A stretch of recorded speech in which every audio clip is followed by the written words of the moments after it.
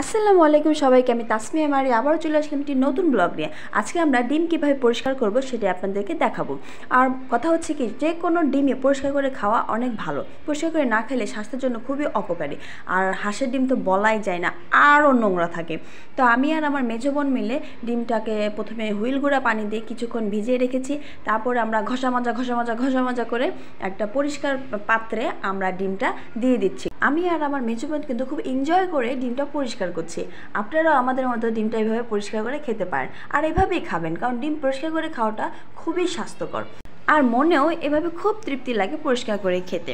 তারপরে যাই হোক, আমরা আবার একটি নতুন পাত্রে আমরা নতুন করে পানি দিলাম। তারপরে সেই পুরানো ডিমটা নতুন পাত্রে আমরা রাখলাম। রাখার পরে আপনারা দেখতেই পাচ্ছেন কি অসাধারণ চমৎকার লাগছে দেখতে, ঠিক না? দেখেন কি সুন্দর লাগছে, আর আগে কেমন লেগেছিল। যাই হোক, আমরা ডিমটা শুকাতে দিলাম। আবার নতুন পাত্রে আমরা ডিমটা শুকাতে দিলাম। শুকানো শেষ হলে আমরা এটা ফ্রিজে রাখবো। ফ্রিজে রাখার পরে আমরা এটা সিদ্ধ করে খাবো, আর খুব মজা করে খাবো।